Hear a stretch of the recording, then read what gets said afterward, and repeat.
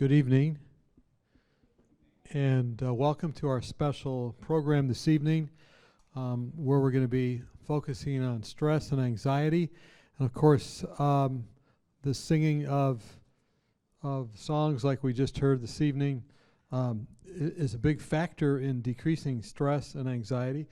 I wanted to just show you a little clip here at the beginning.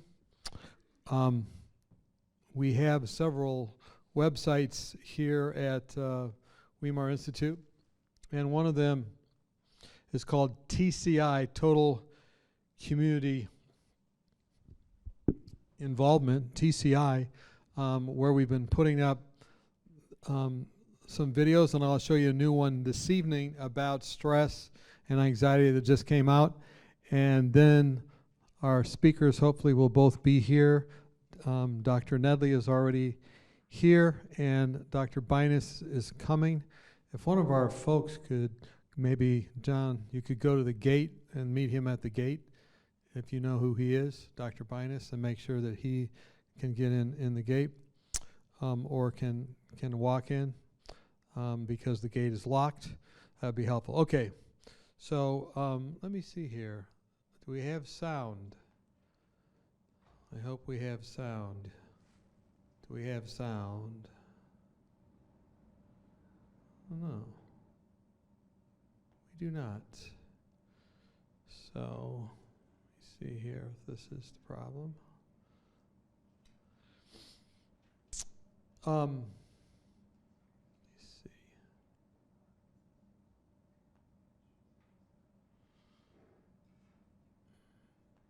Okay, that will help.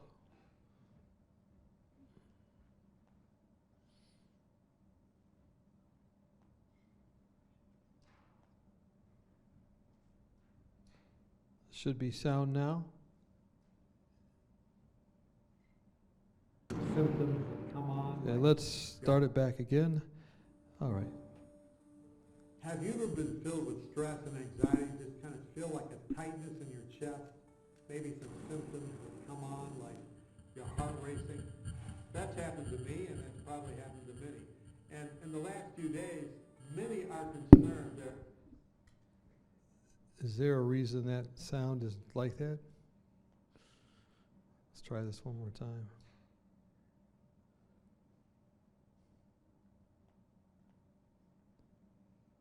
Okay. This is up on the Institute website as well. If someone could pull it up back there and maybe get it ready. Have you ever been filled with stress and anxiety? Just kind of feel like a tightness in your chest? Maybe some symptoms that come on, like your heart racing. That's happened to me, and that's probably happened to many.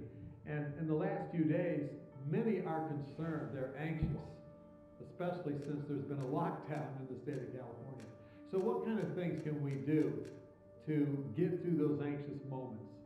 Well, let me just share a couple strategies that have been helpful to me and others. First of all, I remember that there's different sections of my brain, and the section that's really firing at that time is that middle section of my brain where there's a place called the amygdala, where fear and panic and all those things happen. And sometimes it's very useful because it releases hormones that can help protect me or protect others. But sometimes it's just over-functioning. So I have to remember not just the amygdala, but I have to remember the second thing, breathing. And so what I do at that time when I'm feeling stressed is I say I need to breathe in deeply and breathe out deeply. So I begin to breathe in. I count for 10 seconds and very slowly.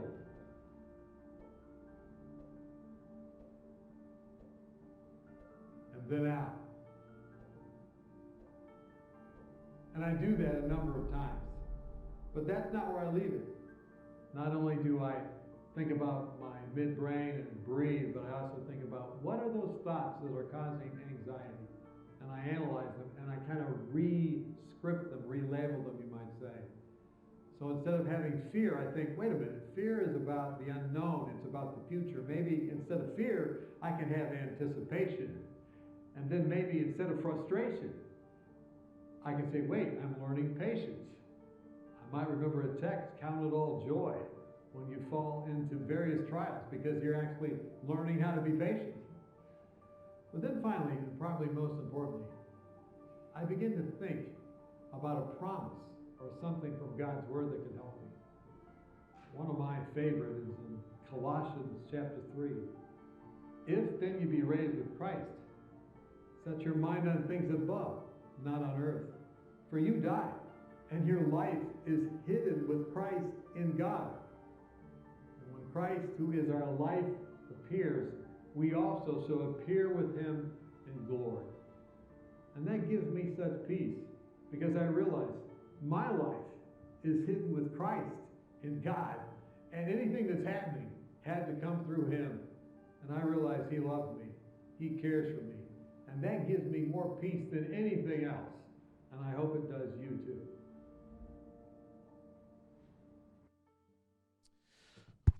Okay, so there's a number of these resources, and there's a number of physicians that we're interviewing that are going to be all on our website at Weimar Institute, and then also at tciweimar.com, tciweimar.com.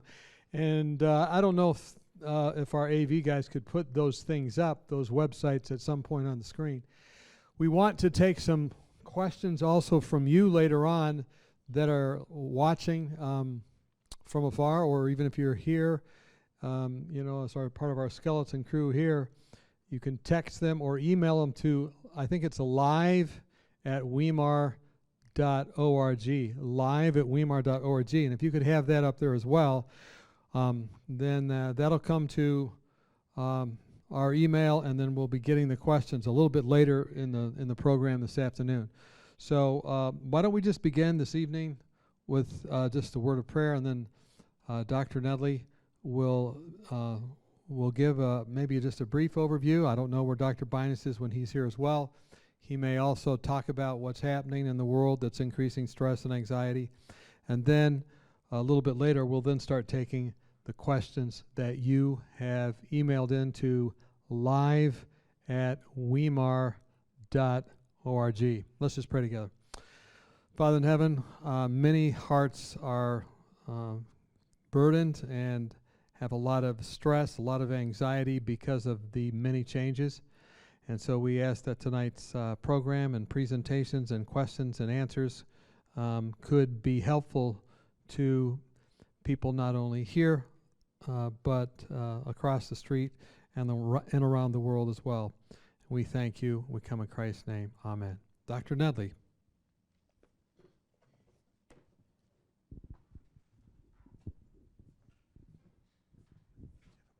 Thank you. Testing? Yeah. Thank you. It's good to be with you this evening again. And there's a few times when I've had to go out for certain things in the last week, and I can see that the individuals that we've interfaced with are faced with a lot of anxiety. Even the ones that have to be out in public or have to be at the hospital and things, there's a lot of anxiety among the hospitalists that are treating patients, a lot of anxiety among the emergency room workers. And of course, with what has transpired here that no one could really foresee, I would call it a planetary wake-up call. And it's been a planetary wake-up call in regards to what is important. Whenever there's crises that are affecting the world, we have to actually decide what are the most important things in life.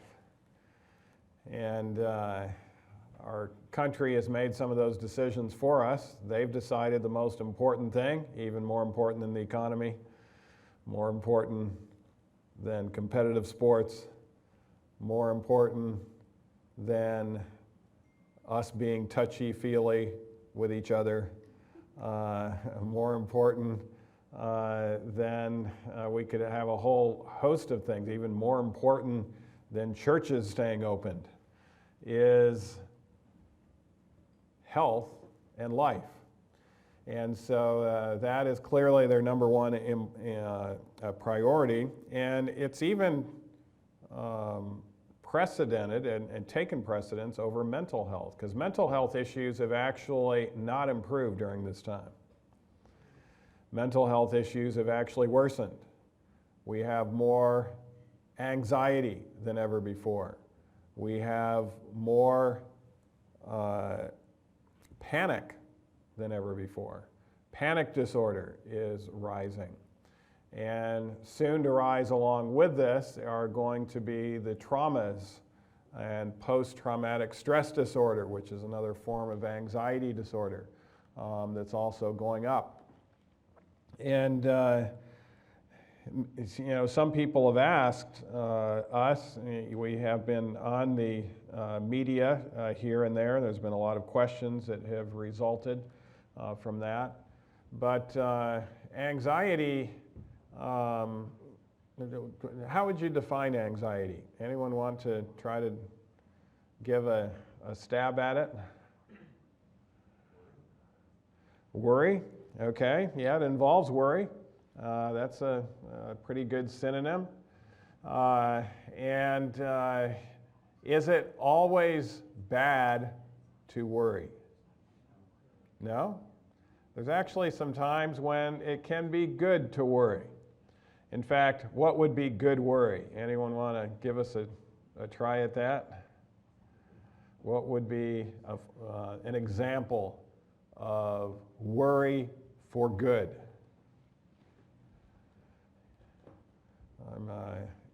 There's a number of students that are here. Do you think it might be important for you to worry before a test? All right, some say, well, maybe a little bit. You certainly want to worry far enough in advance to prepare for that test.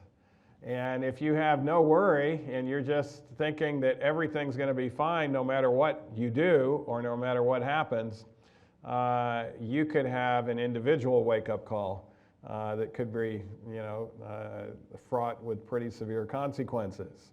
And so worry that we can do something about and actually change our behavior in a way to help us improve our odds in conquering a future fear can actually be a good thing. But anxiety is when the worry is excessive. This is when it is out of proportion. And some people who are staying in, one of the challenges I can tell you in regards to hospitalists that are treating this disease is when they go home, some of them are actually sleeping in their garages. They have kids, they have wives, no contact with them because of fear that their loved ones might somehow come across a COVID virus that they themselves might be carrying unknowingly. Of course, they're taking all the precautions. They're armed with all this personal protective equipment whenever they're doing things, but we know that personal protective equipment, if it's worn maybe not quite right or whatever, there could be a very small chance that something is around, but that small chance could actually take a toll on the wife or loved one. I heard one of the governors this week stating that this was a tremendous experiment to send people home from school during COVID-19. And since this is a new virus, we're talking about, in medicine we like to talk about evidence-based. But when it's a new virus, there's no evidence-based. You have to go on physiology, you have to go on how things work and those type of things. But based on those things, schools were closed, schools were shut down, college students were sent home, and many of them were sent home to parents and grandparents, 3 generations. And which of those would be most at risk for succumbing? It'd be the grandparents, and they could actually get the disease on the way home from school that they would not necessarily have gotten, or if they did get it while they were at school, far less likely to be as adverse consequences when they hang out with primarily the younger age group and those sorts of things. And so the governor said, this was a tremendous experiment. We may have done the wrong thing. And this may be one of the reasons why the disease is increasing in certain areas because of that side of things. So there's worry that we might make some wrong choices here. And then often it goes into what we call magical worry. There's many people with anxiety that have magical worry.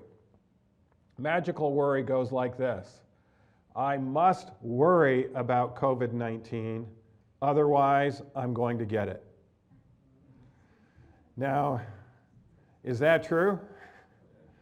No. Now, we want to be able to worry about it enough to have personal protective equipment, to do things that are going to decrease our likelihood, if we do get the disease, to have our immune systems in good shape.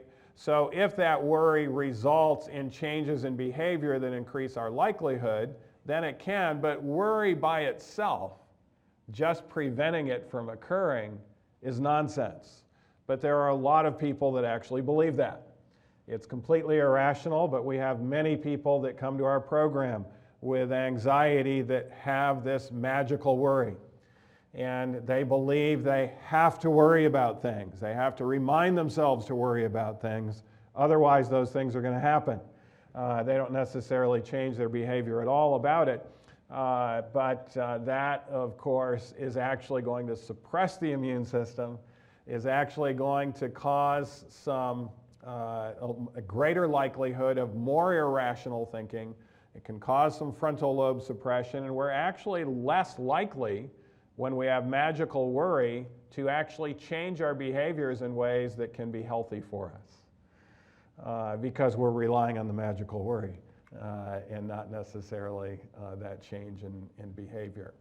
So tonight we wanted to give the opportunity for those also watching via internet.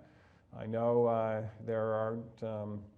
it's very rare to have public meetings like this in America today. We're probably one of the very few places that has a public meeting and of over 10 people.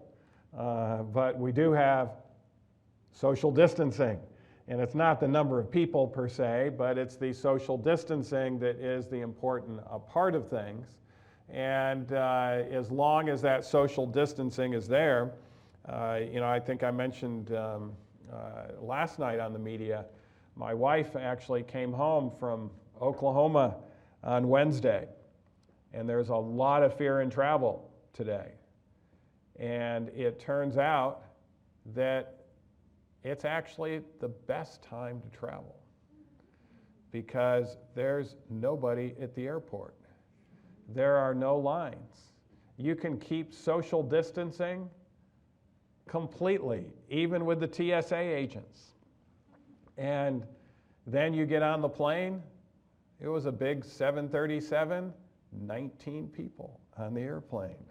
And so there's wide social distancing expanses. And of course, the flight attendants are giving you policies and rules so that they don't have to touch anything with their hands. And so, you have to get your tray down yourself and have all those precautions and things like that. And she was coming from an area, Dallas, Texas, that's lower on the scale. There's about 10 counties in America that are exploding right now with COVID-19. But that's Oklahoma and Texas is not one of those at this point that's totally exploding. So she was from an area where it was low endemic possibilities necessarily of getting on that plane. And I figured out the chance of her actually getting COVID was less than 1 in a million on that flight. Now, when America opens back up again, there'll probably be a greater chance. When the government officials are actually say, now you can travel. There might actually be a greater likelihood because there's going to be more people. It's going to not be as possible to have social distancing. And COVID-19 is not going to be wiped off this planet in 3 weeks or whenever the country opens back up again. It's still going to be in places, and it still can spread and still do some issues. And yes, it is scary when you see the reports. You know, I saw a written report from an emergency room physician in New Orleans, which is one of those counties that's hugely increasing in exponential amounts. And this disease is insidious. It starts out not too bad at all.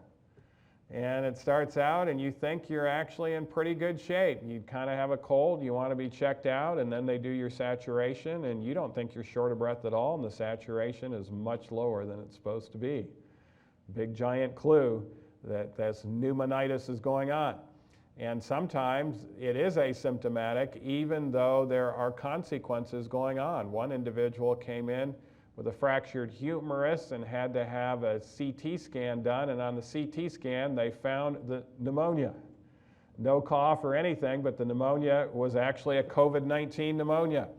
And then as your body's starting to fight this off, because it's slow and insidious and it takes a while, the body can actually go into a cytokine storm where it's saying, I'm not able to rid myself of this virus very readily, and so I'm going to throw everything at it.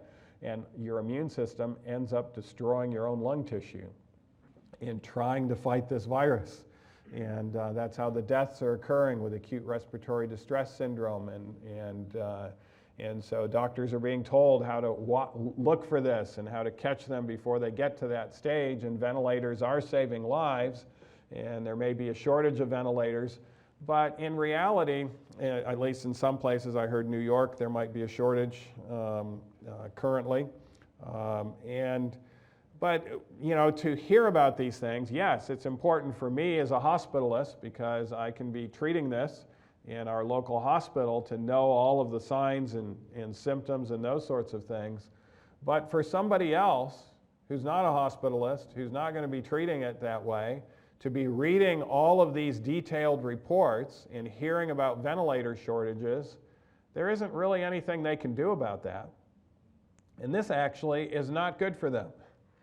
This is why we are recommending you actually have a media fast for many hours a day, where you're not even looking at the latest report. And it's kind of hard not to, because every time you log on, there's a new story about COVID-19 out there. There's a new, a new state that is closed down. Or there's a new piece of information in regards to what might be happening in New York. Did the deaths in New York surpass 100 today? You know, all of those things, this changing environment. And it turns out that this is fueling the anxiety significantly.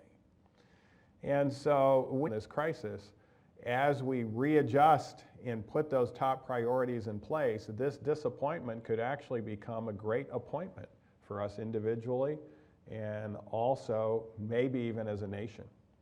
And so what should be those top priorities? Certainly good nutrition needs to be part of it.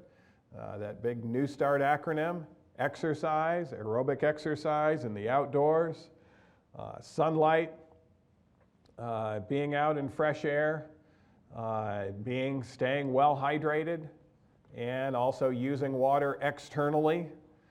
Some of you that have stayed on campus, many of you have taken place in the hydrotherapy treatments. Let me see a raise of hands. How many of you have had hydrotherapy treatments here in the last week? I think just about every hand has gone up. In fact, today I have heard that one gender is surpassing another gender when it comes to hydrotherapy options here. You might guess, for those of you that are watching by internet, which gender is scheduling themselves more for these spa treatments versus the other gender. But in fact, one of the students recommended that there should be a competition. And she mentioned it'd be a competition because she's worried that if COVID-19 comes on this campus, that the males are going to succumb to it first. And she likes the males here. And so she doesn't want to see you get under the weather and diseased and all those sorts of things. And so I actually texted the head of the COVID-19 committee to see if, with all this seriousness, maybe we could put together a friendly competition. And they had such a serious meeting that day, he forgot to read it to the COVID-19 committee. But we might have an official aspect of things. Some were asking, well, what would the winners get? And we suggested maybe one meal without social distancing. But if that's the case, they might actually be more likely to spread the disease among themselves and not have that spa treatment be as effective as it would otherwise. So that doesn't seem to be the right answer to it. But the COVID-19 committee has been very wise in doing a lot of things. I think they'll be wise in coming up with the prize. And hopefully everyone can take advantage of this hydrotherapy aspect of things. But before I close this section, we are going to open it up for some questions. And we also have Dr. Binus in the lineup. Welcome, Dr. Binus. You're one of the very few people that is allowed on this campus that doesn't live here. But we only allow that when you're going to be presenting to online audiences. And that's why some of our teachers that live off campus are also allowed on to give that as well. But it's a special privilege to have you here tonight. But a couple of examples of old examples regarding anxiety.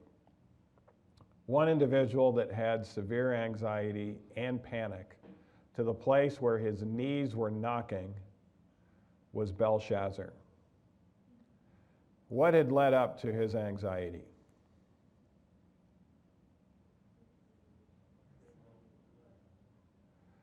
Okay, now Belshazzar, did he like to have fun?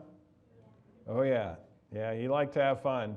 He was a fun-loving young man, and he wanted to, eat, drink, and be merry, and even go to extremes in regards to sexual freedom and those sorts of things in groups in order to have his fun. Do you think that might have led to the point where he had anxiety? It actually does. You know, when we're doing fun things just for the sake of it being fun, without it actually being healthy, particularly when it's unhealthy, we're setting ourselves up for anxiety down the road. And a lot of people sacrifice their health for momentary fun, and it's going to cost them down the road. And then, of course, was he interested in a devotional life and being a moral person? No interest in devotion. In fact, he was very sacrilegious and very caustic to individuals who had a faith in God. Do you think that might have been one of the prerequisites or the preconditions that were there to set up for his anxiety? I think so. Because the devotional life will enhance our frontal lobe, can enhance our rational thinking. And as we attempt to live a moral life that is healthy for everybody around us, it can make a big difference. Then there were events that occurred. COVID-19 was being written on the wall, but it wasn't COVID-19. It was something that he couldn't understand, and then he had to bring in an interpreter. The severe anxiety in that whole process, that fear of what was coming. And he had been telling everyone to be secure, to not be fearful. But when there was a crisis, he totally broke down himself. And it's interesting, the one who translated it probably should have been the most fearful, because he was clothed with a purple robe, and he was the only one who looked like the king of Babylon that night. And his life was spared, though, because his trust was in God. Belshazzar didn't look like the king, but he was indeed destroyed, along with his leaders, and a whole new world empire took over. We have other examples of individuals who had anxiety and didn't necessarily handle it in the best way. Do you think Elijah ever had anxiety? You know, Elijah was not like Belshazzar, where he just wanted to do fun things. He was not into fun for the sake of fun. He was into being a moral person. He was into a devotional life. But when the threats came that his life was going to be taken by Jezebel within 24 hours, he had an anxiety attack. And he took off running. It wasn't just an anxiety attack, at least he did something about it, and he took off to save his life. And then 30 days later, he was asking God to take his life, because the anxiety then went into deep depression. We often see one fuel the other. And he actually thought his life was worthless, useless at this point. He had no purpose more in life. And he just asked God that he would take his life. And God had to put him on a depression and anxiety recovery program. He was wanting to be in the dark, all by himself, isolated. He wasn't going to get COVID-19 out there. There wasn't anyone else to touch him, but yet he was depressed and anxious. And God had to tell him, get out of that cave, get into the light. The angels came and fed him food. I think there was some flaxseed in that meal. We've talked about N-acetylcysteine earlier on one of the programs. We're getting a lot of questions about N-acetylcysteine, but cysteine is present in edamame, those green soybeans. There may have been some green soybeans there for some calming effects of N-acetylcysteine. It can not only help our immune system, it actually can also positively affect our mental health. And of course, there's other foods that can help out with that as well. Lentils is another one, and there are certain seeds, chia seeds, that are quite high in it, as well as sunflower seeds that are high in cysteine. And the grain, oats actually are very high in it, as well as a grain called kamut, which is very high in cysteine. And so there was some food that was being served to Elijah to help balance his brain. And there was, he was exercising. He was told to actually exercise and get out and exercise. He had to be in that sunlight, had to be in fresh air. But what finally helped Elijah through his anxiety, that was a setup for his brain to start getting better. But what eventually helped Elijah was called cognitive behavioral therapy, something that works today. Cognitive behavioral therapy. And who gave him the cognitive behavioral therapy? God himself. He had a little therapy session with him. He let him talk. What's going on? What is going on in your life? How are you feeling, Elijah? And he went into all of the bad.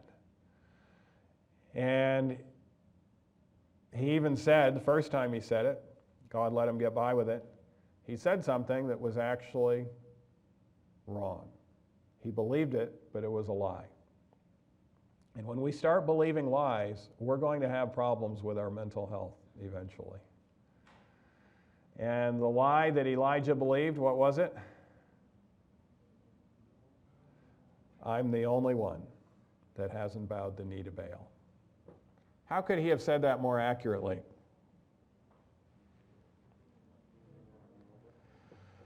I'm the only one I know of. Yeah, that would have been more appropriate. But he just knew he was the only one. And the second time he said it, God didn't let him get by with it. He said, that's actually wrong. You're wrong by a factor of what? Not just a little bit wrong. Wrong by a factor of 7,000. And then through that cognitive behavioral therapy and getting those irrational thoughts rational, he then gave him 3 things to do that Elijah did not want to do. But he trusted God enough to do them. And did he recover from his anxiety? He totally recovered. And he actually established the school of the prophets. Some of the greatest things he did were after that time period. And Elijah, we're told in the Bible, was translated without seeing death. What does that tell us? That tells us that God has tremendous sympathy and compassion for those that have depression and anxiety. And he wants them to be able to get out of it. He wants them on the lifestyle to get out of it, and he wants them to subject their thoughts to him. Let the Holy Spirit, the Spirit of truth, come in and provide comfort. And what a difference it can make, not only in the way we're feeling, but in our productivity, in our success and fulfillment. And of course, we will feel better with all of that, of having that rational brain, even under the most trying of circumstances. And I can tell you, COVID-19 is not the last trying circumstance coming across this country or coming across the world. There are more to come. And there may be things a lot more serious. There's a lot of nice things about COVID-19. It doesn't kill the majority of people. You know, it doesn't even kill the majority of 80-year-olds. It kills far too many, but there are pestilences that will kill just about anybody. There are viruses so virulent that no matter how healthy you are, you're not going to be able to fight them off. It could have been a virus like that. There's a lot of worse things that can come on us, but this one had enough mercy and not so bad things that I think we can utilize this as a significant planetary wake-up call to get back to our number one priorities and live those number one priorities. And also it's forcing families together. One of the things that I saw that was increasing during this time, and it's really sad to see it, but some families being together in a household is not good. And what they're saying is that family traumas are now going significantly up. They're cooped up in the same building, and they have emotional issues, and they start to fight. And they start to go through things like this. There were even some celebrities this week I saw that were cooped up, and they had major fights. This is really another wake-up call that we need to prioritize the things that are healthy for us, as well as prioritize how we get along with others, and to actually be selfless in our relationships. What can we do to be of help to others during this time and a help to family members? And that'll go a long way at preventing these fights. So Don, I don't know if you have some questions or what's next up, but go ahead. Yes, let's put some chairs here, one for Dr. Nedley and one for Dr. Binus. 2 wise men tonight. And then I also have some questions, and we're thankful that Dr. Daniel Binus is with us tonight from Beautiful Minds, which is a great mental health organization here in Auburn, California. And he might say a few things, and then I have some questions that have come in, and I'll just rapid fire these questions to you guys after you have a few remarks, and then we'll see what happens. All right, thank you. Well, it's nice to get out a little bit. I feel like I've been cooped up like a lot of people, and it's been a very interesting couple weeks, especially the last week, and I'm thankful for Dr. Nedley's wisdom. He has a lot of the wisdom with the medical aspect, and I really appreciate that. And I have to be frank and say, I don't know a whole lot about COVID-19, but what I do know about is that there is a lot of fear and panic going on, like Dr. Nedley mentioned. And that's really, well, my focus here over the last couple of weeks has been very, very busy in two areas.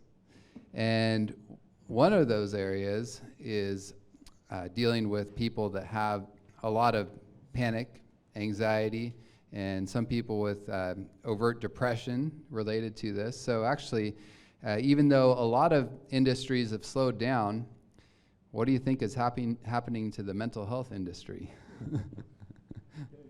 We're getting very busy. And at first there was kind of this shock, and people didn't know what to do because they were like, okay, should I go to my psychiatry appointment or my counseling appointment? And so they were tending to stay home or cancel appointments. Everyone was just kind of in this state of disbelief, and a lot of people just kind of froze. But now it's like the floodgates have opened, and people are really reaching out for help. And of course, many people are afraid to leave their homes, but fortunately with psychiatry, you don't have to do much of a physical exam, right? And so because of that, we are able to do phone visits and televisits. So we're doing a lot of online video visits, and that's actually been very helpful. I like to at least be able to look at the person, because that does tell you a lot about their mental condition. So I said there was two things that were preoccupying me. The other big thing is that we had our third child born in the midst of all of this. So, congratulations. Thank you. We are very grateful. We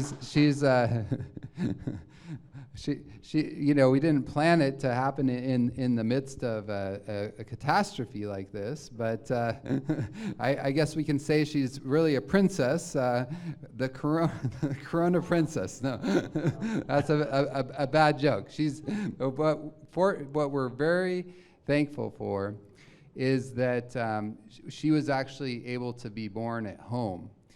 So we were able to, wow. She was born March 16. We already had planned to do a home birth, and so we had 2 midwives there, and so she's actually never left our home, and I think that's good given the circumstances right now. So I fortunately haven't had a lot of chance to get panicked by all the news.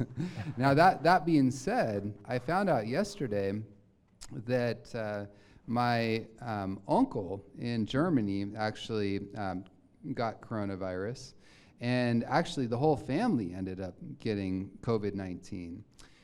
He's actually in the hospital right now because he already had a chronic bronchitis that was going on. His immune system wasn't very good.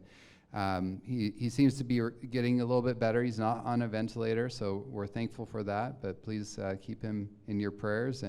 And so you start to see the effect. It's, when it's just kind of out there, it's one thing, right? But when it starts to hit personally, then it starts to have more of an emotional impact. And so that's where we really need to think about what are the things that can really help us to deal with these sorts of situations. And especially when it's something that is largely out of our control. I mean, there are elements here that we can do to minimize the impact, but there's a lot here that really is out of our control, right? So then the question starts becoming, how can we deal with those things?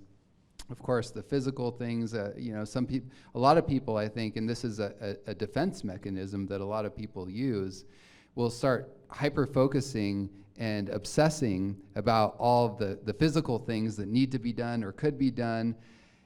But what that can sometimes do is create such a panic that it can almost be counterproductive. And of course, people start having problems with anxiety, like Dr. Nedley already mentioned. And what do you think that starts to do to not only people's mental health, but also their physical health? In other words, it can start affecting their sleep, for example. And do you think you need sleep for your immune system? Absolutely. You better, but yeah, absolutely. And it can start affecting the ability of the immune system itself to function properly and ward off infection. Actually, one of the most common reasons that people get sick is chronic stress. And so people, by consuming so much media, by thinking, and it's not just the media consumption, it's where your mind is, even because you could only look at one story, because oftentimes people are saying, okay, just check media once a day, right? Which is great, but if you then think about that media story all day and you're obsessing about it and you can't get it out of your mind, you're thinking about how this unseen virus could be anywhere, and it creates this sense of hypervigilance, the obsessive negative thoughts, catastrophizing, and it really takes a life of its own on if you don't have much to focus on. And that's really where I see the biggest problems, is when people actually are at home, they feel like they have really very little else to focus on, and then it just takes off. The ones that actually seem to be functioning the best are those people that have positive distractions in their life and positive things to keep their mind busy. One of the interesting things that I want to mention, then I want to turn it over to Don to get us started on some questions, is that I expected that the people, some of my patients that have chronic depression and anxiety, that often keeps them cooped up at home because they're have the social anxiety, they're afraid to go out, they're afraid to interact with other people because of what other people might think about them, or because they just have chronic feelings of worthlessness. And what I thought was very interesting, so what I expected is that these people would be off the wall panicking, right? They would just be completely non-functional. But what I've actually found is the opposite is true. Some of these people, in the midst of all of this crisis, are actually getting better. Some of the worst cases that I have. Why do you think that might be? Yeah, well, so the reason that at least part of the reason, I think, is that, and some of them have actually articulated this to me, is that I'm used to being isolated, but now that everyone else is isolated, I actually have a greater sense of connection with other people, because I have a sense that, wow, other people are also in the same boat as me, and they, yes, and I'm a professional at this, and that reminds me, yes, I was talking to one OCD patient actually, and he said, hey, this is really not a big deal because I am totally practiced for this. I'm always avoiding touching people and getting germs, and I'm an excellent hand washer and all of these things. So he was actually feeling very positive about the whole thing. Now society is affirming what he believes. That's right. That's right. He actually said that. He said this is actually affirms. So it was actually, yeah, that's right. It was making him feel better. So anyhow, I'll hand it over to you, Don. Okay, thank you for those of you that have been sending in questions. And we have it on the screen where you can send in questions, is that right? Live at weimar.org, is that correct? So if you do want to email them, they'll come right to my email, and then I'm making a decision right here about who gets asked this question, okay? So these questions have come in two types, medical type questions and kind of psychiatric type questions, which is a branch of medicine. And I know both of you have experience in medicine, but I would say Dr. Nedley, I'm going to give you some more of the medical ones. I'm going to give you some more of the psychiatric ones. Please, like I already said.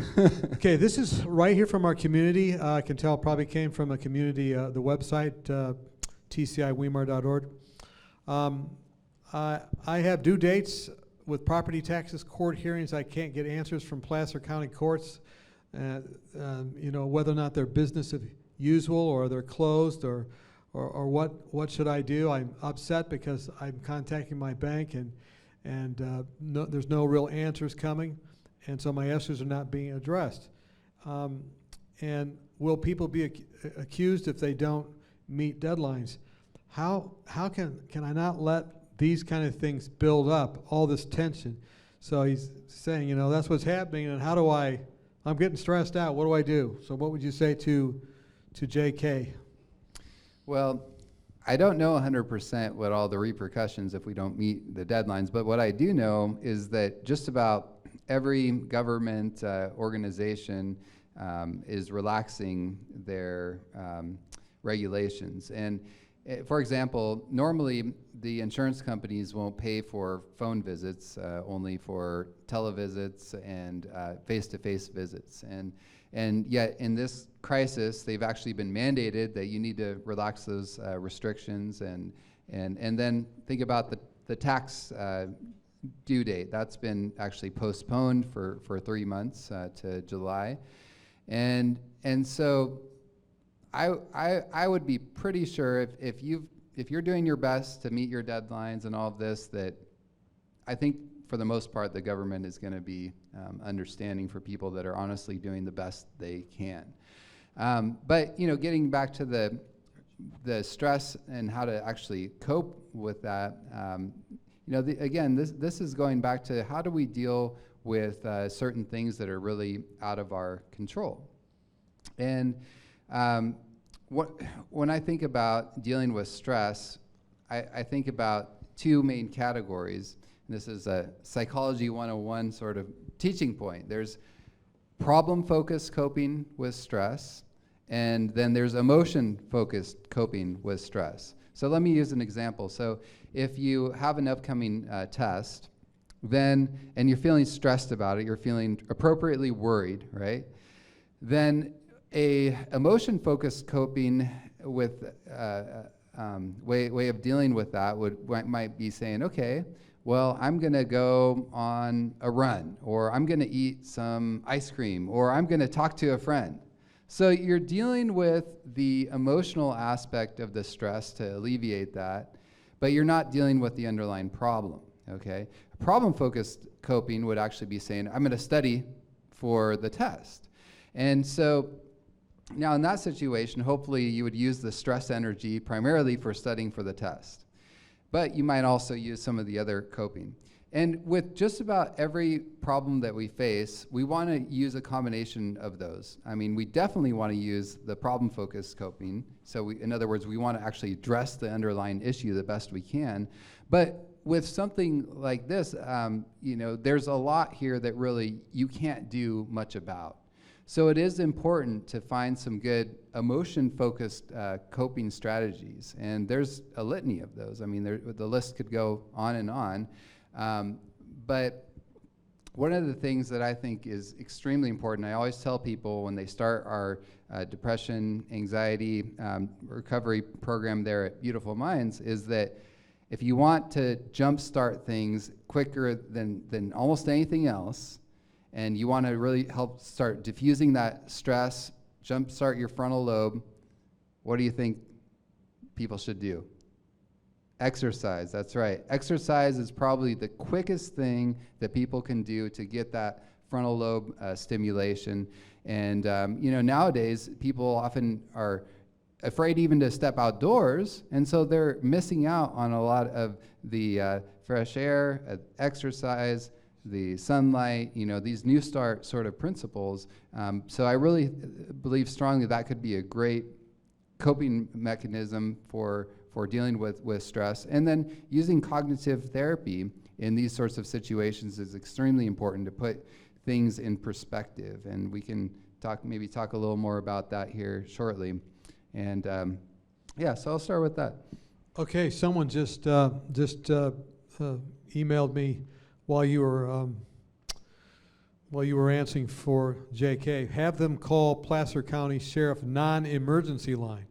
So that's another thing you might be able to tell, but you got some good principles there. Thank you for that question.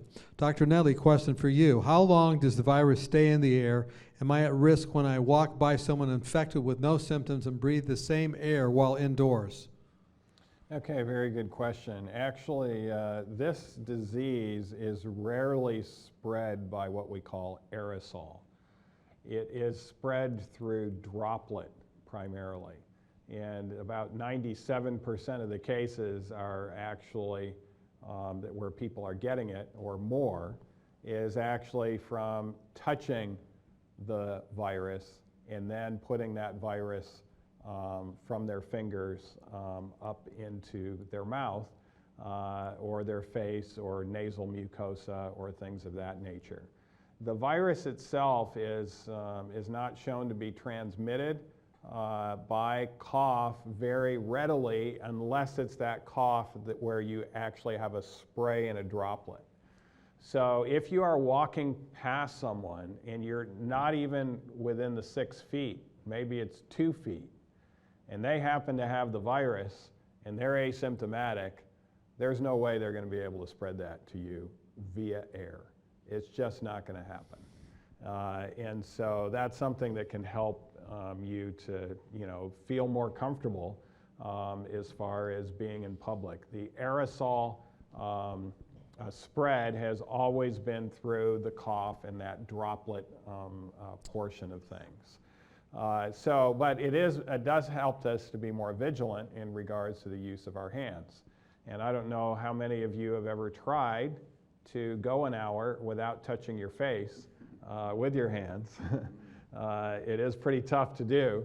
And there have been some experiments being done on individuals that actually think that they've accomplished this.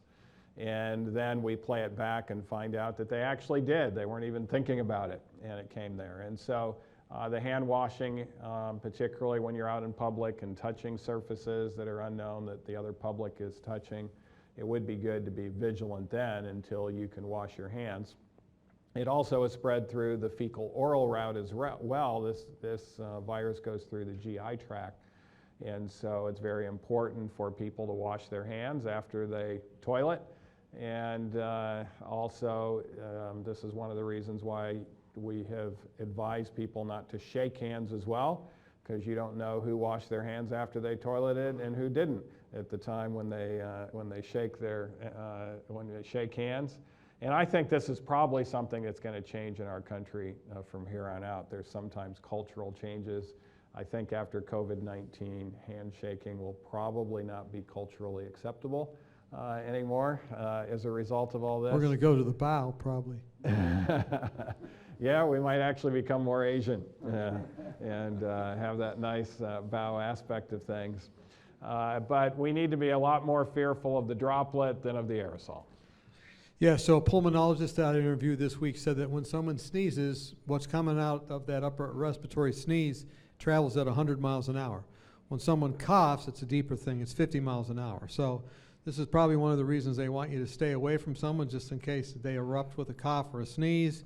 That's why you don't want to get close to them. And so it can travel rapidly is the point, and it can get down into your lungs. It's very small. It's less than, he said it's, your hair is like 500 times thicker than that thing is across. It's very, very tiny. It can rapidly get down into the bottom of your lungs. Okay, let's go next, Dr. Binus. I have a couple people that are very worried about their children.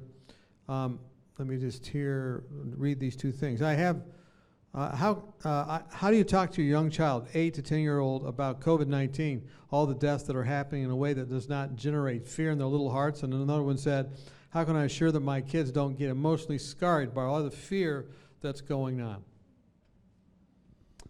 Those are great questions. And, talking with children, it's really important to get on a level that they really and talk about these things on a level that they can understand in their language. And with children, a lot of their response, their anxiety level is largely going to be related to the anxiety level of the adults in the household, especially the parents. If they have the sense that the parents are fearful and anxious, then that is going to make them fearful and anxious. But if the children have a sense that the parents are actually confident and that, even if we were to, as a family, for example, get infected with this illness, that we trust that things will work out the way that God has meant it to work out. In other words, that we're trusting God through this. and there's nothing that we have to fear, then there's going to be a sense of peace in the home. And so the children will absolutely follow the lead of the parents. So I'm not saying we don't talk to our children, but we do it in a way that instills faith and confidence, and not flippantly. Again, going back to the problem-focused coping, we do want to do what we can do to avoid getting infected. We do want to take measures. And we can explain those things to them, but those measures should be done with the right attitude, not with an obsessive, fearful, reactive, but more in a proactive, hey, this is what we need to do right now, but it's going to be okay. And part of the lesson here for children is helping them to understand that even when things don't go the way that we want them to, like, for example, maybe someone in the family gets really sick, maybe even someone dies, and that's very unlikely, and I'm not saying you should necessarily bring that up with the kids, but if they're already thinking that, then it is important to bring those sorts of things up.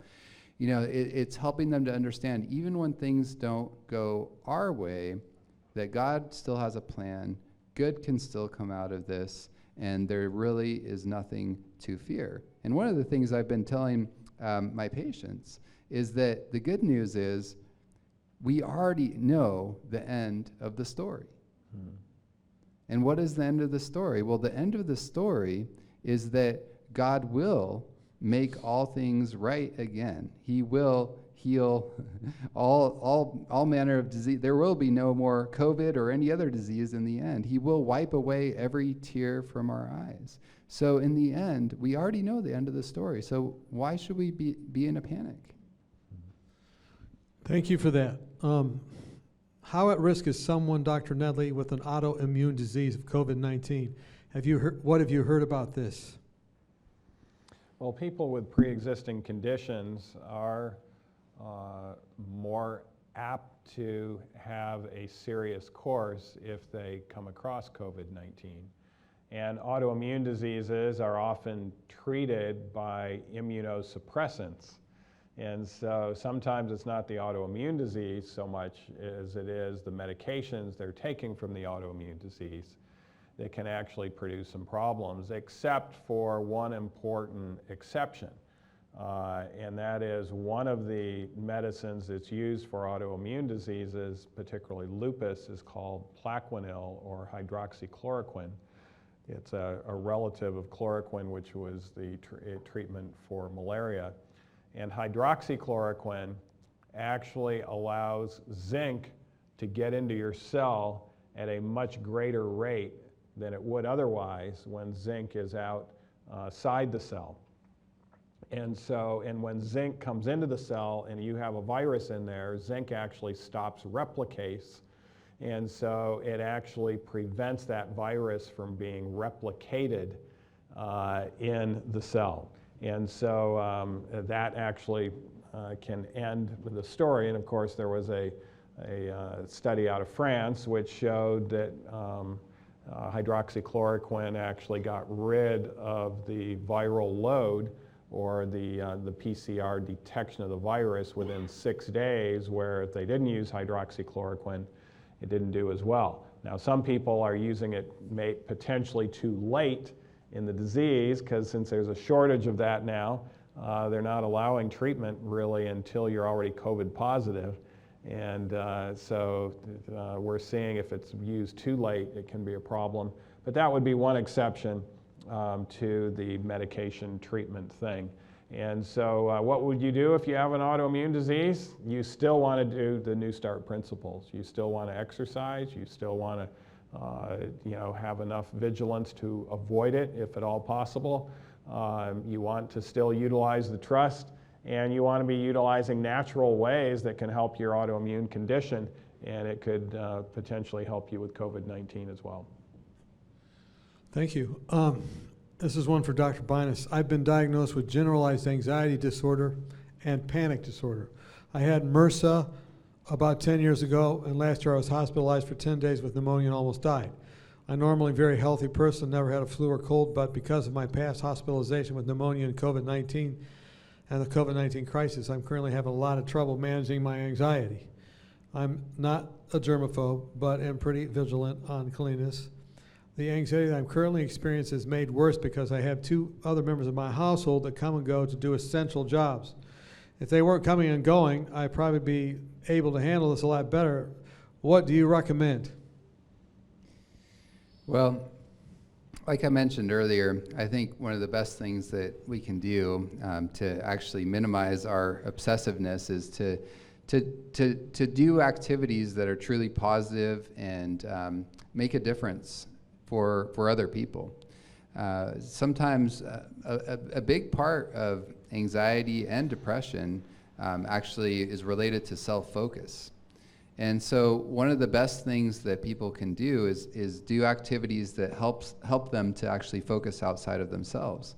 Now, that being said, it is helpful to take aside some time where you intentionally focus on your thoughts and trying to figure out what sorts of thoughts are leading to the emotions. And by doing that, then you can actually see, okay, how accurate are these thoughts? Am I actually thinking about, am I really blowing this out of proportion, or am I thinking accurately and truthfully? So, cognitive therapy techniques. But even that, if you're just overthinking and thinking too much about yourself and are my thoughts accurate or not, that it's not always healthy either. Again, I think it's important that people take some intentional time to actually say, you know what, how are other people doing with this? Is there something I can do to actually brighten their life, even if it's at a social distance? And maybe it might be sending some encouraging Bible verses or quotes to people that might be struggling themselves. Maybe there's people that are getting creative and planning a neighborhood picnics, but they're doing it where each neighbor is on their own lawn.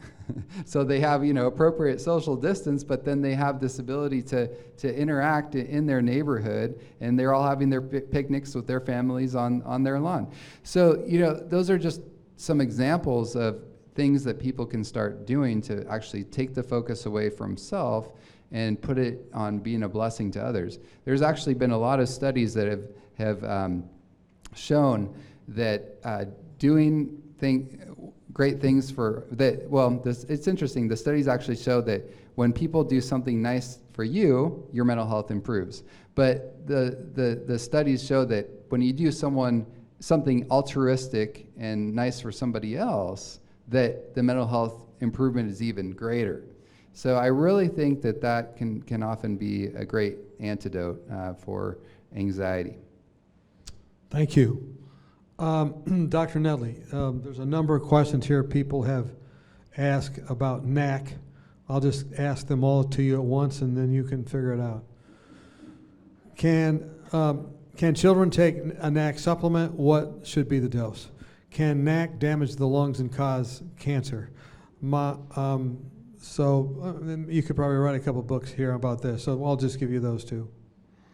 Yeah, N-acetylcysteine, which is sometimes called NAC. If you see it in the Weimar, I think it's going to have NAC there, or any other health food store. N-acetylcysteine is something that is natural. It's made by our body out of the amino acid cysteine, and it improves glutathione levels. Glutathione is something that we can measure in our blood that is very directly related to how healthy our immune system is. So those with higher glutathione levels do not, if they come across viruses, they're much less likely to even develop symptoms. Their body is able to fight it off even before symptoms develop. They're able to overcome, they're much less likely to even get cancer when their glutathione levels are there, because when the glutathione is high, we're going to be more able to recognize an abnormal cancer cell and have the immune system destroy it. And it's also a very powerful antioxidant. And antioxidants we know are healthy across the board, and N-acetylcysteine is actually absorbed in the GI tract, unlike glutathione. Some people say, why not just take glutathione? You can actually buy glutathione over the counter as well, but glutathione actually has to be broken down, and you can't absorb the glutathione and get your glutathione levels up. N-acetylcysteine is much smaller, and it can go into the system and produce this. So can young people take it? Yes, absolutely. If they're a small child, maybe 300 milligrams a day. If they're an infant, maybe 100 or 200 milligrams if you're wanting to perform some function to help their glutathione levels. Kids that are constantly getting infections, often once they start taking NAC, those infections go away and they're not having all of those colds and symptoms anymore. So yes, children can take it. Adults, the studies in adults show 1,200 milligrams a day is what's really healthy in boosting the glutathione levels and might theoretically help us if we were to come across the coronavirus.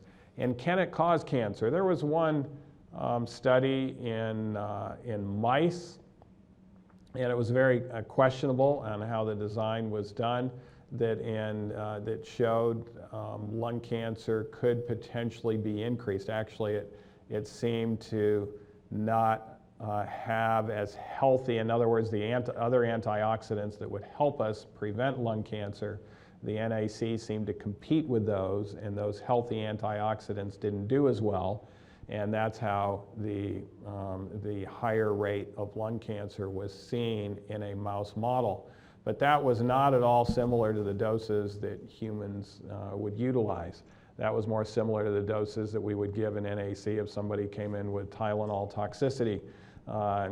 There's actually 60,000 lives a year that are saved from NAC to protect your liver from self-damage from Tylenol overdose. It's also things that we do to protect the kidneys from harmful toxins that help out. This is all, again, based on this glutathione aspect of things.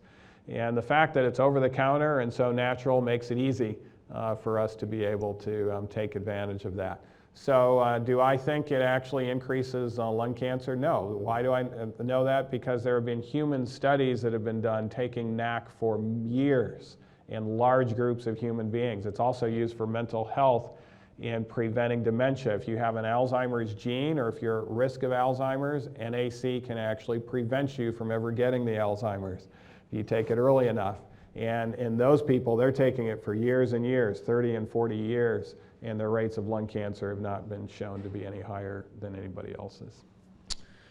I don't know, but this seems to be really interesting. So 3 other people emailed me. I'll just say it. I don't know if you want to go more into this. Are there any contraindications for using NAC, like i.e. amalgams? Some have expressed concern about NAC detoxifying heavy metals like mercury. Anything more that you want to snack on with NAC? Well, as I mentioned, it does help with a number of toxins because of, again, that glutathione mechanism. As far as interactions, the only really drug it interacts with, if we call it a drug, it's another natural agent, is charcoal. And charcoal is going to bind onto the NAC and make the NAC not effective. But we really don't know of any other clinical interactions. And you also said that cysteine you can get from plant sources. Didn't you say earlier edamame? You said sunflower seeds. You said chia seeds. You said lentils. You said what? Is that all? Yeah, well, hemp seeds are also high in it. We talked about oats, kamut, and there are, there's another, black-eyed peas, actually, are a pretty good source. And actually even higher than black-eyed peas for cysteine is split peas. Split peas are one of the higher sources. So if you're concerned about the supplemental form, you can, just go natural. There you go. Okay, back to Dr. Binus. I think Dr. Nedley said this, but I'll have you answer it. If Elijah had cognitive behavioral therapy from God to get healed from anxiety and depression, can I get CBT from God? Or do I have to go to a therapist? Well, that's a good question. And the answer is yes and maybe yes. But let's talk about going to a therapist first. That's an important decision that a lot of people need to make. And one caution I always give people is you need to be aware that the person you go see for therapy is going to influence your worldview, your belief system in one way or another, your values. Studies have actually shown that whether they talk about their values or not, that the clients actually tend to start, whether the therapist talks about their values or not, the client actually starts adopting the values of the therapist. And so it is very important that if we choose to go to therapy, which I'm a big advocate of when it's needed, because a lot of times people get in this mode of where they just feel like they're drowning in their emotions and they cannot see what is clearly truthful or distorted. So it is often very important to have that external input, someone that has an unbiased view of things and can give you truthful feedback. But if we choose to go to therapy, we need to be very, very careful who we do that with. And so I highly recommend, if you want to maintain a healthy Christian worldview, then guess what kind of therapist you need to look for? A Christian therapist, right? And preferably someone that is well versed in cognitive therapy, because that really is the most evidence-based and successful therapy. So with the question about whether I can get therapy from God, I think the answer is absolutely yes. Think about the Bible. The Bible is a therapy book. The whole Bible is a beautiful therapy book. And really, because like I said, the best type of therapy is helping us to distinguish truth from error. And what does the Bible actually help us do? It helps us to do just that, right? Distinguish truth from error. Now, that being said, the Bible, just reading the Bible by itself is not enough for therapy. What else do we need to do along with reading the Bible to receive therapy from God? We need to pray along with that. Because if we guess who was reading the Bible in Jesus' time, but had very distorted thoughts? The Pharisees, right? They had all sorts of distortions. They were not able to distinguish truth from error when it was staring them in the face. When Christ was speaking the beautiful words of truth, they shunned those and they ended up crucifying him. It was those who were open to the working of the Holy Spirit, that were humble, that were teachable, that were praying for enlightenment and didn't say, I have it all figured out. Those were the people that were able to get therapy from God himself. And of course, at that point, Jesus was there. But Jesus is also there with us through the agency of the Holy Spirit. And so, yes, we can get therapy. But that doesn't mean that, okay, well, I can just read the Bible and, pray, and then everything's going to be fine all the time. That's ideal. But sometimes if we are so far down and we need someone to really kind of like, thinking about the example of the paralytic who was on the mat, and he had 4 friends, right? And they brought him to Jesus so that Jesus could speak the words of life. And so that's really what a good therapist does. They act like one of those 4 friends to say, you know what, I don't have all the answers, but I know someone that does, and I want to point you to those principles. I want you to help connect you with the source of truth, the source of healing, and that is what a good therapist will do. Thank you for that. I just might mention also Luke chapter 3. All these people came out they wanted to change their mind. Well, John the Baptist said, you need to repent, which means to change your mind. and you need to be in remission, which means to put yourself, take yourself out of bondage, change your mind in a way to take yourself out of bondage. And there were groups that came out that kind of said, okay, just baptize us. And he said, no, you're still kind of crooked. You're kind of demanding, you don't have the right attitude. And the ones he did baptize, they said, what must I do? And so they had this right attitude, what must I do? And then God used John the Baptist to actually specifically talk about specific things in their lives they needed to change. So that's a picture of God using a person to give therapy. His name was John the Baptist, and he wanted people to change their minds and then do things that went along with that. So that's exactly what you're saying. That kind of goes together. Okay, back to Dr. Nedley. Now we're going to move to the end of the alphabet. What are we going to talk about, Dr. Nedley? End of the alphabet. What do you think the question is? Z. Zinc, that's correct. If one wants to supplement with zinc, should supplementation with quercetin also be done along with it? How much zinc should I take a week?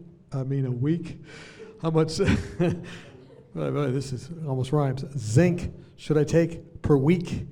And you mentioned taking zinc to combat COVID-19. Yes, zinc is toxic to viruses on contact.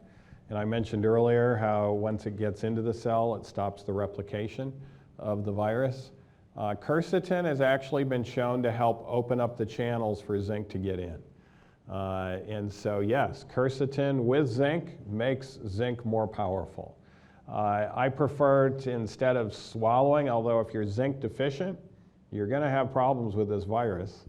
And so if you are zinc deficient, you need to be taking zinc supplements in probably at least 40 milligrams a day. How would you know that? You get a zinc test? You have those at Walmart? Where do you get that? Well, yeah, it would have to be a blood test, or if you're not much into eating seeds, seeds are one of the highest sources of zinc, pumpkin seeds, and there are people that they don't even eat seeds. They just pass those by, and they could very likely be zinc deficient. But if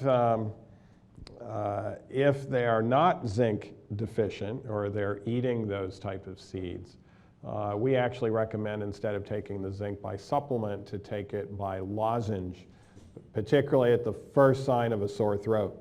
And studies have actually shown some benefit, because the zinc can actually come in contact with the virus that's there in the mucosa, even in the back of the throat there, and start to do its work. And when the zinc concentration is high, we're going to get more of that effect. And so the zinc lozenge, the lozenges don't have to have a whole lot of zinc, 2.5, some of them just have 5 milligrams. And that can really help set it back, and you could do multiple zinc per day. One aspect of zinc that I would like to mention, because there's been some questions about this, there's also people freaking out over zinc toxicity with this. That's old information. We now know that zinc is not very toxic at all compared to a lot of these other metals. In fact, we have individuals, due to genetic reasons, that are taking 400 milligrams of zinc a day, and they live long lives and they do very well. And so unlike other metals, zinc we can take in large amounts, and so don't panic over the fact that you might get too much. One of the symptoms you'll have, though, from zinc that can be adverse is nausea and a metallic taste, and so hopefully you're not getting that. You could back off if you are. But taking more zinc during this time, particularly if you start to have symptoms, there's not an issue with that. Thank you.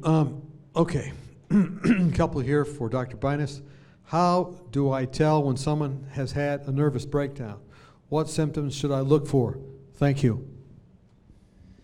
All right, well, nervous breakdown is an old term that people used to use, and but usually when people talk about that now, it's related to the inability to function and do their normal activities. So, maybe normally they're able to work or take care of their children, and they feel so overwhelmed by their anxiety that they're able to think about very little else, and they feel like, I am completely incompetent. And so they have this very distorted view of themselves and of their lives, and they basically cease from functioning normally.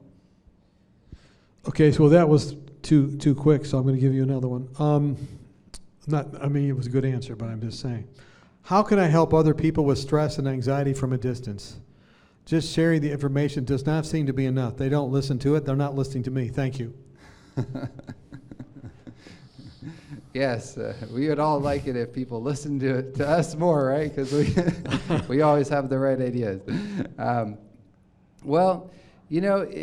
I really think that it depends on who you're trying to help, and what you want to really ask yourself and ask them is, what would be helpful? Sometimes we assume that, oh, this person needs this, but one of the most annoying things for people oftentimes is unsolicited advice or unsolicited favors, or things that they really don't need or they really don't want. And so one of the things that I think is most helpful is if we can actually ask someone, what would be helpful for you right now? And of course, there's things that we want to largely avoid doing as far as physical contact and that sort of thing, unless it's in our immediate family circle. But there's a whole lot that we can do, and there's still more that we can do than things that we can't do, if that makes sense. In other words, people are tending to focus, I think, nowadays on everything you can't do, but believe me, there's plenty we still can do for each other, for people in our immediate sphere, and then even our extended sphere, whether it's through media, even video calling and that sort of thing, the good old-fashioned just telephone calls, or a number of other things. But again, I think it's important to really explore what their felt need is. Okay, thank you very much for that. Okay, Dr. Nedley, another one for you. We're moving now to a couple quick ones. I think they're quick. Can drinking cold water make you more susceptible to getting the virus? We want you to stay hydrated, and cold water is actually healthy for you. In fact, I could use some right now. Excuse me. Okay, someone get the man some water, please. Get the doctor water, or we're going to call the ambulance right now. I heard of someone in the neighborhood that just he got called. The police came to his house and they said, "Why are you here?" They said, "Your neighbor heard you sneeze." So they might be on the way for you, Dr. Nedley. Can someone get him some water? I think I've recovered. So okay, he's recovered already. Okay, then will there eventually be a vaccine, and are vaccines safe to take? That's a big question. It's going to make you cough again, probably. Eventually, there will be a vaccine. How effective it is, we won't know, and often won't know until it's actually out. The flu virus, they make some good guesses. But with the mutations, they haven't really struck it very well lately.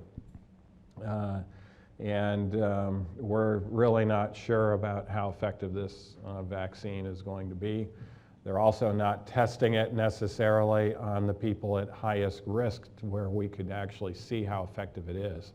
It's primarily young people in need of money that are being tested, and those are individuals that may not have succumbed anyways to the actual virus. Okay, so you answered another question, which was about mutations, and whoever sent that in, he answered your question too, even if you maybe weren't There's listening. over 100 mutations of this virus so far. Okay, and so you could get infected with one of the mutations was the question, and that answer is probably yes. Okay, and I guess that bigger question was, should you take vaccines? I know you're trying to dodge that question, but that's the question. Well, vaccines are not necessarily always bad, nor necessarily are they always good. Listen to that. Right there, that's Solomon right there. Remember the cut the baby in two? Right there. You just heard a Solomonic answer. Yes. Okay, go ahead. I didn't mean to interrupt Solomon here. So, it depends on how effective the vaccine is and how likely you are to come across it. I'm not necessarily, if it's not very effective, thank you very much.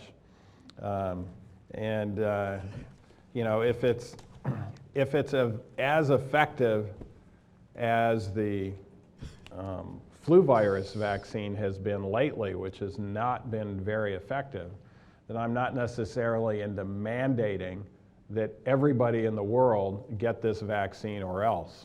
I know there have been some talks in regards to mandating this, and when we're mandating something that is questionable as far as which groups are going to benefit from it the most and what effects we might get that are not necessarily desired, we have to really think that through, but I think it's going to be very good to educate the public and let them decide, in regards to this vaccine or what groups we would highly recommend it for. Okay, Dr. Binus, a large proportion of the healthcare workers who took care of the COVID-19 patients in China reported experiencing symptoms of depression, 50%, anxiety, 45%, insomnia, 34%, and psychological distress, 71.5%. What could be done to not have this outcome here? Well, it's a great question, because oftentimes those people that are in the fray of any crisis are the ones that suffer right along with those that are the victims. They're really the secondary victims of the crisis. And oftentimes we talk about first responders in this sort of scenario, like firefighters and police officers and this sort of thing, where they might be involved in a crisis and they're having to deal with a lot of people that maybe died or were severely wounded. And this can then often lead to post-traumatic stress disorder, anxiety disorders, adjustment disorders, depression, etc. One of the things that they found in helping people that are dealing with these sort of acute traumatic situations is critical incident debriefing. And so basically what they can do with that is they help them to debrief about what happened. Because one of the aspects of dealing with any sort of trauma is that the brain has a very difficult time making sense of severe trauma. It's like, no, this shouldn't happen. This isn't the way that my worldview is, and it makes people feel very unsafe. Like, and they start feeling like, wow, my world is crumbling around me. Bad things could happen to me at any time, and they have this sense of fear, and then oftentimes that leads to the hopelessness and the depression. But if you can actually debrief and process what the trauma that you've just experienced and the crisis, and help people to realize that life can actually move on, and that this doesn't have to be like the new normal for your life now, and that things aren't hopeless, and you actually help people to make some sense of this and develop again some framework to live their lives moving forward, and have this sense of that they're also not the only ones that are dealing with the symptoms they're dealing with, like, which I mean, do you think it's normal, by the way, to feel some anxiety and even some sadness, some depression when you're going through something like this? Sure.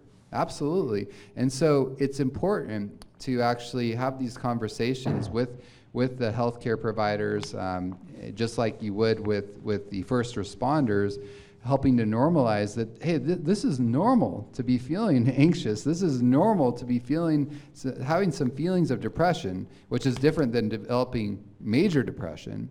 It's normal to be having a lot of negative emotions when you're dealing with this. I think it would actually be abnormal if you weren't having some negative emotions or difficult emotions come up. So as you talk about those, normalize, and then also help them to realize, hey, you're not alone. You're not the only one experiencing this, and there's other people in the same boat.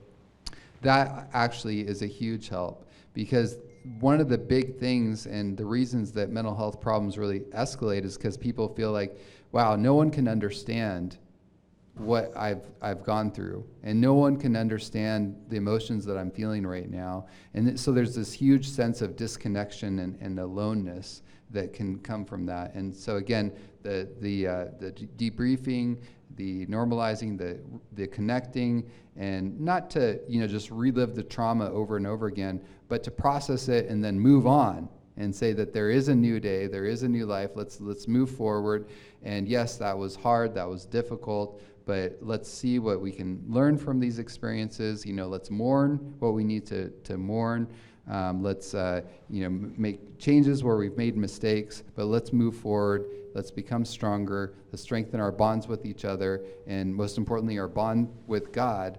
And then it doesn't have to be something that keeps people down and out. A lot of times people actually learn the most and grow the most when they go through crises in their lives, because it makes you reevaluate what's really important. And it makes you actually reconnect with the principles that are maybe you drifted from, that were, maybe you got into things that were just not, that were distractions to what you really want to value. And so in the end, it can actually be a good thing. Thank you for that. Okay, we're going to give each of you one more question and then just wrap up. There's been many excellent questions here, some of which I just might say to those that your questions have not been answered. Some are asking, how do I boost my immune system? We have a whole series on tciweimar.org going through how to boost your immune system. And we have a lot of videos there that you can watch with some of the other things that I'm just trying to make sure that we're covering stuff that maybe has not been covered before. Dr. Nedley,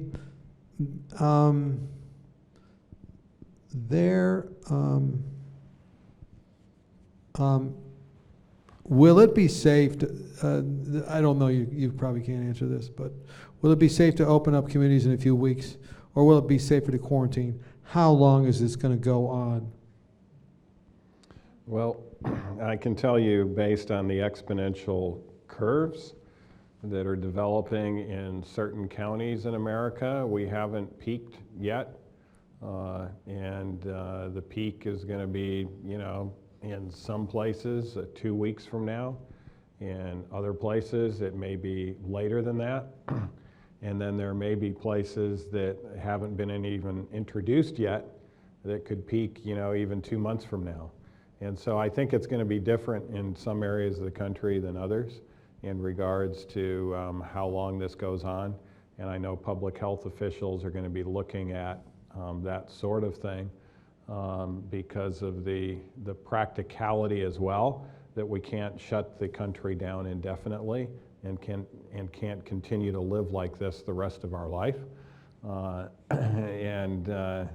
And so there has to, and of course, what public health officials are looking at is when we start to have the deceleration instead of the acceleration that's going on currently. And so how long is this going to go on? It's going to probably be going on until, in most places, till around the first part of May. Okay, thank you for that. I did get 3 more questions on NAC.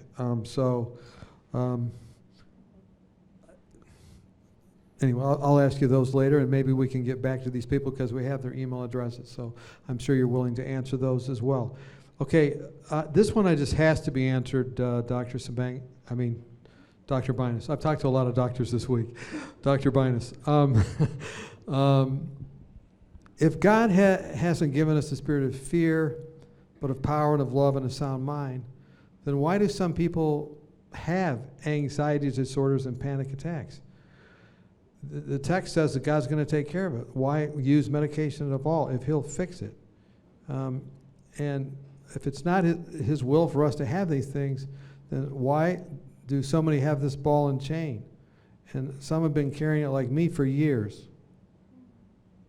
It's a great question, and sometimes we get in the mindset that, if someone is taking medications or if they feel they cannot get off medication, that somehow it's just because they don't have enough faith. And I think we need to be very, compassionate, realizing that everyone is at a different place in their lives. And also, we all have different vulnerabilities, and some people are able to use, the principles to get off all medication. I've seen other people in my practice where they really are applying the New Start principles, doing everything they possibly can, and they still need a fair amount of medication. And I don't think it's always, obviously it's not ideal, but again, we need to be very, very careful to how we judge others, and also even how we judge ourselves when it comes to medication.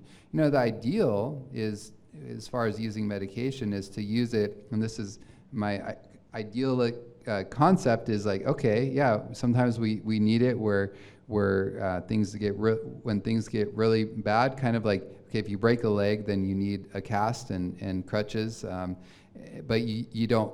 The goal is not to stay on the cast and crutches forever to heal.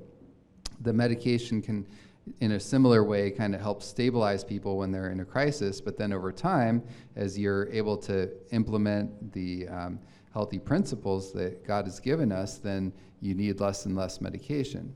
And I think in general that's true, but again, I want to be very careful and sensitive how I say that, because I have seen people that are really trying their hardest and still and really utilizing the different principles. Now, one of the questions that comes up, like, why do Christians still then get anxiety and this sort of thing? And I think that's a very complex answer, but one of the things I will say is, we live in a very sinful world, and so we all do have, every generation has more and more genetic predispositions towards problems. So that's one aspect. But a second aspect is that sometimes, even if we are Christians, it's very easy to lose sight of Christ. In other words, it's very easy to get focused on ourselves. And the Bible says that you'll keep him in perfect peace whose mind is stayed on you because he trusts in you. And so that is oftentimes the most important antidote, when it comes to fear. Yes, God has not given us that spirit of fear, but we need to really intentionally choose to, and that's where, if we look at the verse, it says power and of love and of a sound mind. Well, he's given us the power of choice so that we can do what? So that we can be introduced to that love that he wants to give us, and that's what helps dispel the fear, and then in turn gives us that sound mind. Thank you. That's beautiful. Dr. Nedley, any closing thoughts that you would like to share? I have other questions. Some of them are like hydrotherapy. We have that on the TCI Weimar.org on how to boost your immunity. Is UV light effective in killing the virus or viruses? Ultraviolet light can kill it with the right intensity. It's heat labile as well. So how hot, someone else said, how hot does it have to be, and where do I put that heat? Well, it doesn't have to be boiling, which is fortunate. And so, but it does have to be hot. As far as how hot it has to be to destroy this virus, we're looking at 70 degrees Celsius. Mm-hmm. Okay, and we do have some presentations on that as well on the Boosting Immunity, TSIWeimar.org. Thank you both for coming in. We should probably wrap this up with just a spiritual thought as well, because this is the peace that passes understanding. Christ himself and God himself, great peace have they which love thy law, and nothing shall offend them. There's many texts about peace. We'll talk about some of those tomorrow at 8 o'clock. We'll talk at some of those at 11 o'clock.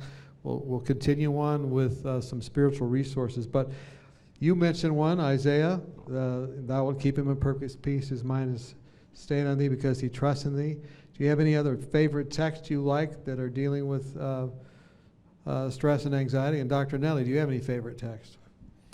Yeah, I definitely do, one of the chapters that I've been pointing a lot of people to this week is Psalm 91, that talks about how God wants to shelter us in that secret place of the Most High. And sometimes we think that secret place is just in our devotions and that sort of thing. But, the secret place, I believe, is that special secret relationship that unique relationship that he has with us, with each one of us. And that secret place can actually, it can be with us and go with us wherever we are. And oftentimes when I'm talking with patients, for example, I go to my secret place, like I'm having a backdoor conversation with God while I'm talking with the patient. And so realizing that God is with us all the time, that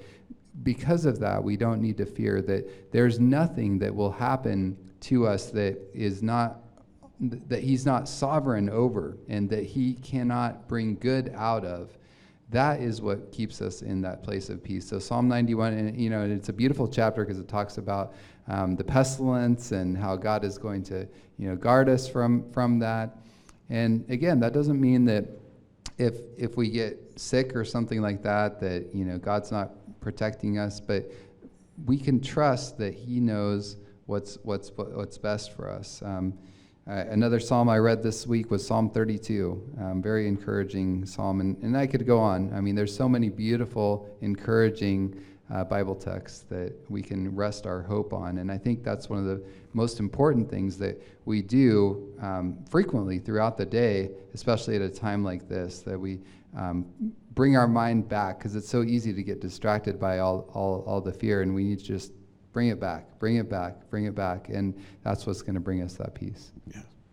Any favorite you have? Well, the text for this crisis is Isaiah 26:20.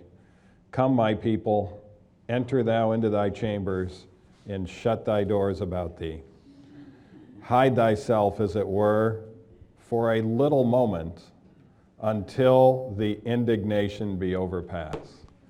During this little moment in time in our life, let's focus on the priorities until the indignation be overpassed. Get very serious in regards to your devotional life and your relationship with the Lord.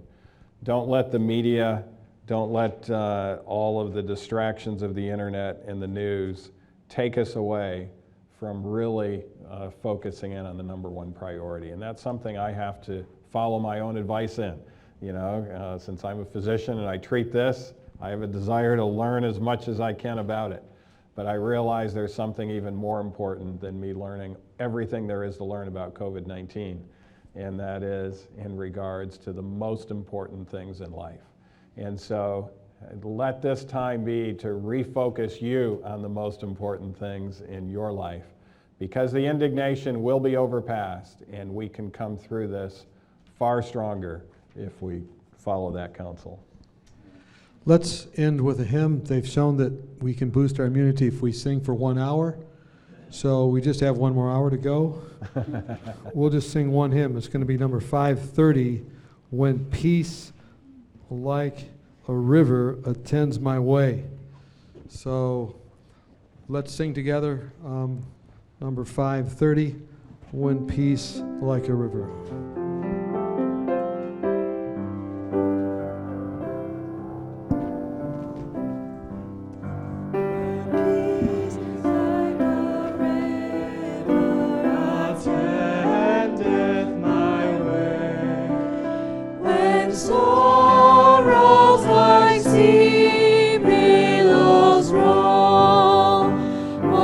Whatever my lot thou hast taught.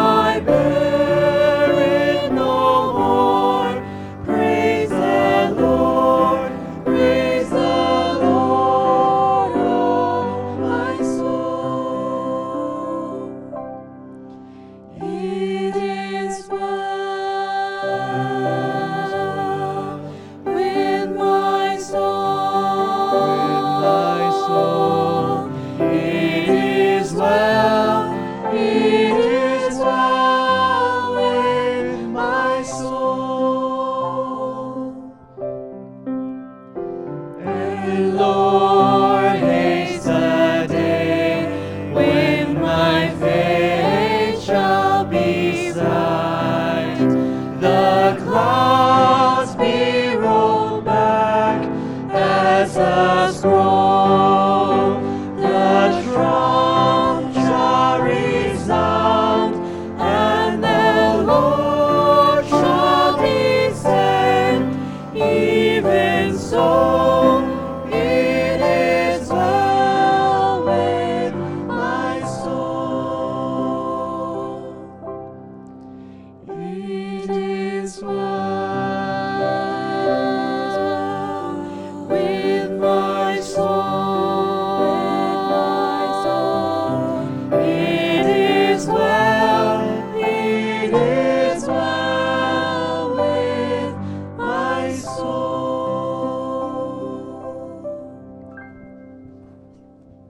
Let's pray. Father in heaven, thank you that you can give us the peace that passes understanding. We want to understand more about you and more about your love. We ask that you would come close to each person that's struggling physically, emotionally, mentally, or spiritually tonight, that there would be something in tonight's gathering and the wisdom that was shared that could lead to that next step, and that hope would be stirred, and that there would be a will to go forward and also a way to go forward that was seen tonight. And if not, we ask that you would make that happen for each person. And we thank you, and we come in Christ's name. Amen. Thank you so much for coming. Tomorrow, 8 o'clock, first service here, and then 10:50 in the middle there's a study.